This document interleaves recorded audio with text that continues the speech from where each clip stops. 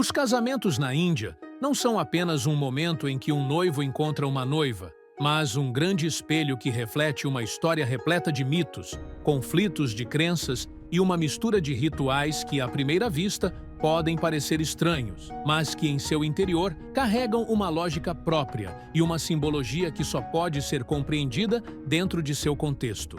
A Índia é um país onde os templos dos deuses convivem com os mercados de pimenta e onde tribos montanhosas se encontram com astrônomos, transformando as cerimônias de casamento em um palco que reúne emoção e economia, linhagem e destino, as risadas do jogo do sapato e a solenidade dos rituais astrológicos.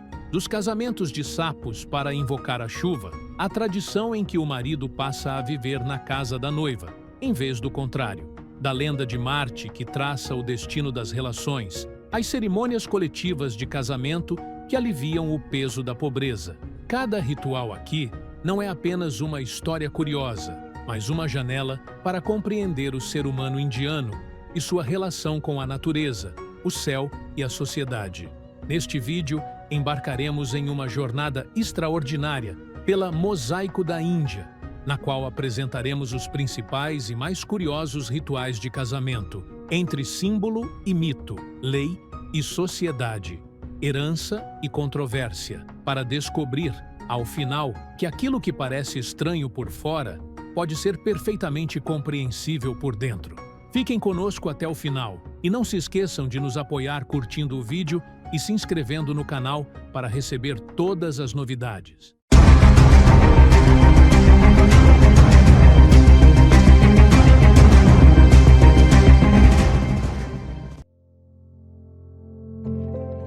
Quando descrevemos a Índia como uma mosaico cultural, as comunidades de Meghalaya oferecem um dos exemplos mais claros dessa diversidade. Nessa região montanhosa, vivem as tribos Khasi e Garo, onde um sistema matrilinear é plenamente praticado.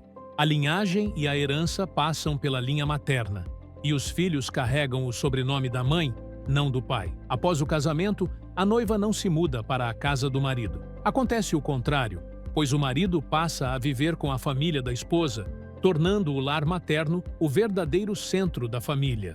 A herança é concedida especificamente à filha mais nova, já que ela assume a responsabilidade de cuidar dos pais e garantir que a casa permaneça aberta às gerações futuras. Nesse contexto, o conceito tradicional de dote é completamente invertido. Na maior parte da Índia, a família da noiva é obrigada a oferecer dinheiro e presentes à família do noivo, enquanto em Meghalaya são os parentes do noivo que entregam o chamado preço da noiva, à família da noiva, geralmente de caráter mais simbólico do que material. Dessa forma, o casamento se transforma em um contrato social e econômico equilibrado, no qual o marido é visto como o recém-chegado que precisa provar seu lugar dentro da casa da esposa, e não o contrário. Na astrologia védica, o planeta Marte, conhecido como Mangala, ocupa uma posição fundamental na definição do rumo das relações conjugais. Quando se encontra em determinadas casas astrológicas, como a primeira, a quarta, a sétima, a oitava ou a 12ª do mapa astral, acredita-se que a pessoa seja afetada pelo que se chama de Manglik Dosha ou Kuja Dosha. Segundo essa crença, essa configuração pode trazer tensões e conflitos à vida conjugal, podendo chegar à separação ou até à perda do parceiro. Para enfrentar essa ansiedade de origem cósmica, a sociedade indiana desenvolveu rituais simbólicos destinados a absorver a energia negativa de Marte. O mais conhecido deles é o ritual do Kumbha Vivah, ou casamento prévio. Nesse ritual, a pessoa considerada Manglik se une simbolicamente a um vaso de barro, que depois é quebrado, ou a uma árvore sagrada, como a bananeira ou a figueira sagrada, Pipal, ou ainda a uma estátua do deus Vishnu. Uma vez concluída a cerimônia, acredita-se que o infortúnio tenha sido neutralizado, tornando o casamento real mais seguro e tranquilo. Essas práticas não constituem um preceito religioso obrigatório, mas sim o produto de uma cultura social profundamente marcada pela fé na astrologia. Elas oferecem às famílias uma sensação de controle sobre o destino, e funcionam como uma forma de terapia psicológica, aliviando o medo do fracasso conjugal. Em essência, podem ser vistas como um mecanismo social para restaurar o equilíbrio entre o temor do desconhecido e o desejo de estabilidade. Entre as histórias que circulam na internet sobre o casamento na Índia, destaca-se um relato curioso conhecido como o dote da pimenta do reino. Segundo a versão difundida, algumas tribos exigiriam que o noivo oferecesse uma certa quantidade de pimenta do reino como dote à noiva. No entanto, o retorno a fontes acadêmicas e jornalísticas confiáveis revela que essa narrativa não passa de um mito digital, sem qualquer base em fatos documentados. O que existe de fato na Índia limita-se a dois sistemas distintos de costumes financeiros ligados ao casamento. O primeiro é o sistema do dote, no qual a família da noiva oferece dinheiro e presentes ao noivo e à sua família, uma tradição antiga que foi criminalizada legalmente pela Lei de Proibição do Dote de 1961, mas que ainda persiste na sociedade sob formas variadas e mutáveis. O segundo sistema é o chamado preço da noiva, no qual a família do noivo paga um valor, geralmente simbólico, à família da noiva, como ocorre entre algumas tribos, como os santais, que se contentam com quantias simples que às vezes não ultrapassam 12 rúpias. Quanto à pimenta do reino, apesar de sua importância histórica marcante no estado de Kerala, onde foi chamada de ouro negro devido ao seu enorme valor comercial em épocas passadas, não há qualquer evidência em estudos de campo ou pesquisas confiáveis que a relacione à questão do dote. Isso torna a história apenas uma superstição contemporânea, difundida pelas redes sociais sem fundamento real. No estado indiano de Assam, onde a agricultura e a chuva são o eixo central da vida, destaca-se um ritual estranho e fascinante conhecido como o casamento dos sapos. Nesse costume popular, um sapo e uma rã são vestidos com trajes nupciais em miniatura e passam por uma cerimônia que imita fielmente um casamento humano. Sentam-se sobre uma pequena plataforma, são entoados cânticos locais e, em seguida, ambos são amarrados com um fio vermelho em uma clara representação do laço matrimonial. Após o término do ritual, o casal é solto em rios ou lagoas, na crença profunda de que esse gesto atrai a benevolência dos deuses e convoca a chegada das chuvas. Sob o olhar moderno, a cena pode parecer curiosa ou até ilógica, mas dentro do contexto local, ela carrega uma linguagem simbólica profunda. O sapo está associado ao som e à água e é visto como um mediador entre a terra e o céu. Seu coachar constante durante a chuva é um símbolo da fertilidade do solo e do retorno da vida. Assim, o casamento simbólico dos sapos transforma-se em uma metáfora espiritual e ecológica que expressa a dependência humana da natureza e seus sentimentos de medo e esperança diante do ciclo das estações. O mais marcante é que essa prática não desapareceu com o avanço do progresso ou com a introdução da tecnologia agrícola. Algumas aldeias ainda recorrem a ela em anos de seca severa, como um ritual coletivo que renova a esperança e fortalece os laços comunitários. Não se trata, portanto, de uma simples superstição passageira, mas de um meio de reafirmar a solidariedade social e espiritual frente à dureza da natureza, quando as pessoas se reúnem em torno de um pequeno símbolo, o sapo, para expressar um grande desejo, a chuva e a preservação da vida. Nas regiões montanhosas de Himachal Pradesh, onde as áreas agrícolas são limitadas e os recursos escassos, surgiu um costume socioeconômico conhecido como Jotidhara, no qual uma única mulher se casa com mais de um irmão da mesma família. Essa prática pode parecer chocante para quem a observa de fora, mas, em sua origem, trata-se de uma solução prática para evitar a divisão das terras entre os irmãos, preservando a unidade da propriedade agrícola e impedindo sua fragmentação. Esse costume encontra raízes simbólicas e mitológicas nas epopeias indianas, especialmente na história de Draupadi, na Mahabharata, que se casou com 5 irmãos da mesma família. Dessa forma, a tradição passou a contar com um respaldo cultural e mítico que lhe confere legitimidade dentro de sua comunidade. Apesar de ter diminuído nas grandes cidades devido às mudanças sociais e legais, ela ainda permanece presente em algumas aldeias e regiões remotas. Em meio ao clima festivo e aos rituais solenes dos casamentos, surge no Punjab uma tradição divertida conhecida como o roubo do sapato do noivo. Durante a cerimônia, os parentes da noiva furtam discretamente o sapato do noivo e depois negociam sua devolução em troca de um resgate em dinheiro ou de um presente simbólico. Apesar de sua simplicidade, esse costume carrega uma importante mensagem social. Ele quebra o gelo entre as duas famílias e cria um espaço de descontração compartilhada em um momento que pode ser carregado de tensão.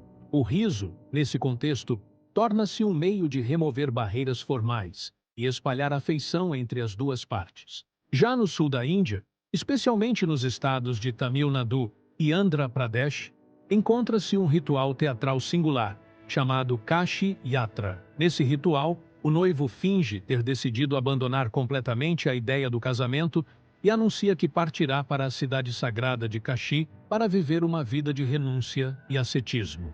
Ele empunha um bastão, prepara-se para a partida e declara ter escolhido o caminho espiritual em vez do compromisso familiar. Nesse momento simbólico, o pai da noiva intervém, segurando um guarda-sol e um leque, para convencer o noivo a desistir de sua decisão e retornar às cerimônias do casamento. O diálogo entre os dois é encenado, mas reflete a tensão psicológica que precede uma escolha tão decisiva quanto o matrimônio, além de evidenciar o papel social do pai como um mediador sábio que restaura o equilíbrio da cena. Algumas aldeias do estado de Uttar Pradesh tornam-se palco de um ritual de casamento incomum, no qual o cortejo do noivo é recebido, ao chegar à casa da noiva, com uma chuva de tomates frescos. À primeira vista, o visitante pode imaginar que se trata de zombaria ou desprezo pelo noivo e sua família, mas a realidade é completamente diferente. Em sua essência, o ritual carrega o significado de uma proteção popular, destinada a afastar os espíritos malignos e garantir que o casamento seja coroado de sucesso. A ideia por trás dessa tradição é simples e profunda ao mesmo tempo. O choque inicial é visto como uma garantia de bênçãos futuras. Se a recepção for surpreendente e inesperada, acredita-se que o que aguarda os noivos em sua vida futura será mais belo e estável. Assim, o ato de lançar tomates deixa de ser um comportamento aparentemente agressivo e transforma-se em um símbolo de boa sorte e na chave para uma nova jornada sob a proteção das forças invisíveis nas quais a comunidade local acredita. O que chama a atenção é que rituais como esse, apesar de sua estranheza aos olhos externos, desempenham um papel psicológico importante. Eles quebram a solenidade do primeiro momento e transformam a tensão do cortejo em um clima de riso e bom humor, mantendo viva a crença popular de que a recepção com tomates traz bênçãos. Dessa forma, essa tradição torna-se uma das mais controversas práticas de casamento na Índia, não por ser necessariamente negativa, mas por revelar como as culturas podem criar sua própria linguagem simbólica nos rituais de sorte dos casamentos indianos. Entre os costumes indianos que mais geraram controvérsia ao longo da história está o chamado casamento de viúvas, ou, mais precisamente, o conjunto de tabus e práticas contraditórias associados a ele. Em séculos passados, a viúva era vista como um mau presságio e era obrigada a viver em um isolamento social severo, privada de cores e celebrações, até que sua vida se tornasse quase um exílio dentro de sua própria comunidade. Com o passar do tempo e o fortalecimento das vozes reformistas, a sociedade indiana passou a encarar o direito da viúva de se casar novamente como um passo rumo à libertação da mulher das amarras históricas. Ainda assim, esse tipo de casamento continua sendo motivo de debate em algumas regiões, onde famílias tradicionais acreditam que a nova união da viúva viola os costumes ou traz desonra, enquanto movimentos feministas defendem seu direito natural de recomeçar a vida. Uma pequena aldeia do estado de Maharashtra jamais imaginou que um único casamento a colocaria sob os holofotes e transformaria uma cena incomum em assunto de repercussão mundial. Nesse casamento, os noivos não trocaram as tradicionais guirlandas de flores, como é habitual nas cerimônias indianas, mas decidiram substituí-las por colares feitos de cobras reais. A cena foi chocante quando o noivo colocou em volta do pescoço uma cobra viva, acreditada ser uma python, e a ofereceu à noiva como colar, recebendo dela o mesmo gesto em uma troca simbólica, que para muitos pareceu mais um desafio à natureza do que um ritual conhecido. No entanto, por trás dessa imagem impactante, o objetivo não era provocar medo, mas expressar coragem, ousadia e o desejo de romper com padrões estabelecidos. A troca de colares feitos de cobras não era um costume antigo, nem um ritual religioso herdado, mas uma escolha pessoal e audaciosa de dois noivos que trabalham no Departamento Local de Vida Selvagem. Isso deixa claro que o evento não foi uma excentricidade social, mas uma experiência individual carregada de forte simbolismo. O casamento, nesse contexto, é apresentado como uma fusão entre o ser humano e a natureza, e como um sinal de que o amor é capaz de superar medos instintivos e transformar o perigo em ornamento.